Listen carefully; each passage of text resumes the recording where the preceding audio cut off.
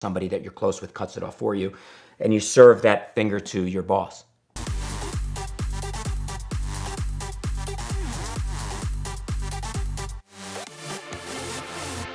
Damon and I go back to Gold Rush 7 together. I drove a wide-body Ford GT at the time called the Belladonna. It was a crazy wide-body 2005 Ford GT.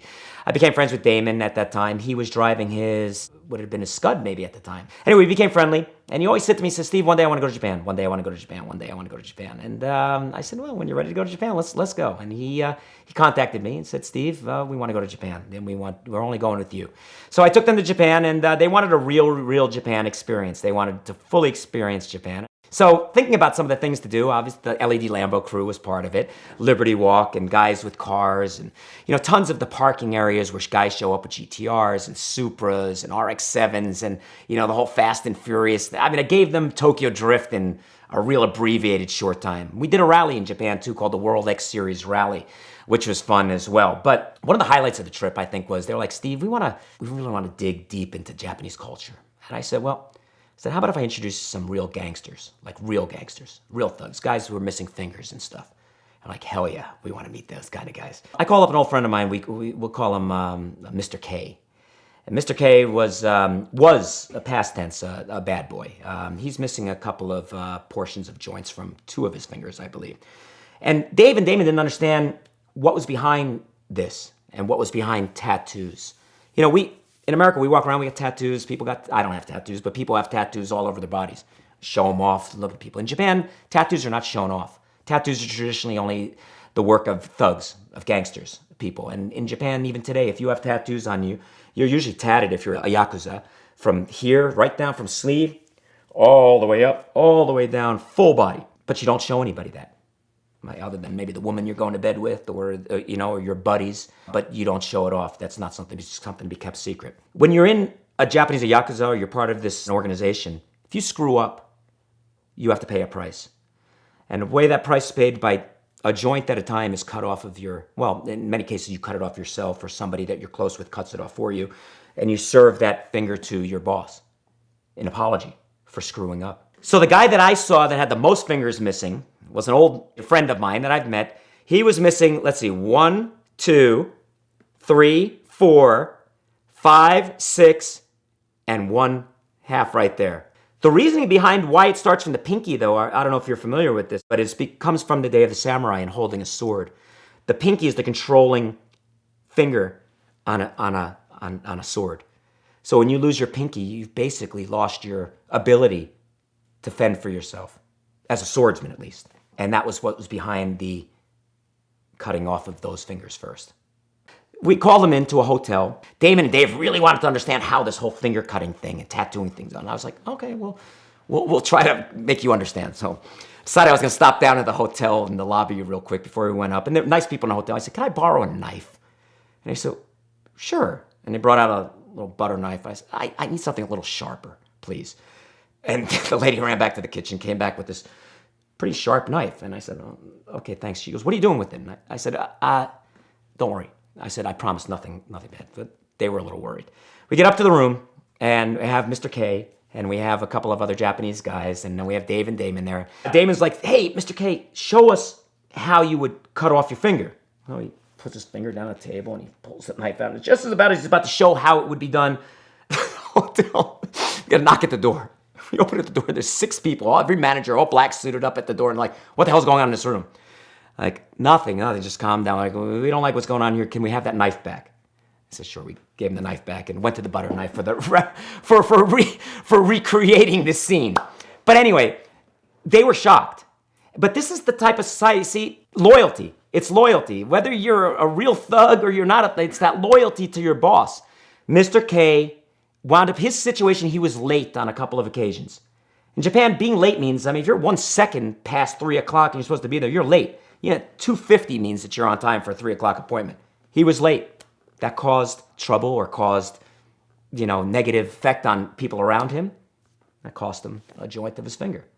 Did that. Mr. K got out of the lifestyle. He started when he was 15 years old. He got out of this lifestyle in his 20s, but he bears the marks all the rest of his life. He can never go to a public bath. He can never go to a sauna. Can't show his body to anybody. He shows it off to guys like Dave and Damon who like to see stuff like that. But in Japan, he's marked for the rest of his life. That's just part of the way it is. But there's guys who live that life. They got out of that life. They're good people, man. I don't judge those guys at all. What do they say? There's sayings like that everywhere. But, don't judge the book by its cover. Some really good guys with some good values, but who had rough upbringings and did some stuff that they regret. But some of those guys are some of the best people that I've met in Japan. People say, are they thugs? Are they gangsters? I said, I don't know. I know them for what I know them from. I know my relation. I know everything that I've agreed to do with them, they've agreed to do back. We've all kept our promises together. They've never done anything wrong to me, and I've never done wrong to them. And as long as we have a relationship like that, as long as I still got all my fingers, we're good. But for Dave and Damon, it was a real eye-opening experience in Japan. And their video of that was, so we filmed all these car videos and everything else in Japan. That video with Mr. Cake showing how he cut off his fingers and his tattoos, and an R35, a GTR engine, R35 powered high-ace van that I drove them around in that last day, shooting flames all over Tokyo, became our best video of a week. Even driving an Enzo, driving Liberty Walk cars, going to all these famous tuners, the best video was about a guy cutting off his fingers. They like that. They like the tattoos. They respect. They're jealous, actually, that guys like Damon and Americans can walk around showing their tattoos off to people, that we do that. They're jealous of that. They can't do that there. So they liked it. But then they take the opportunity to always say, let me show you. Now let me show you some real tattoos. And it's usually guys like Damon who look at them and say, holy crap. That is, and these are not electric gun. I don't know how tattoos are done, but these are guys who have laid down and spent months on a table with a guy with a wood carved stick, putting some colored charcoal into you. That's the traditional way of doing it. It's painful and hours and tens of thousands of dollars in art on many of these people's bodies, all done by hand. So Damon respected what he saw, and they liked his style too. Everybody thought him and Dave were really nice guys.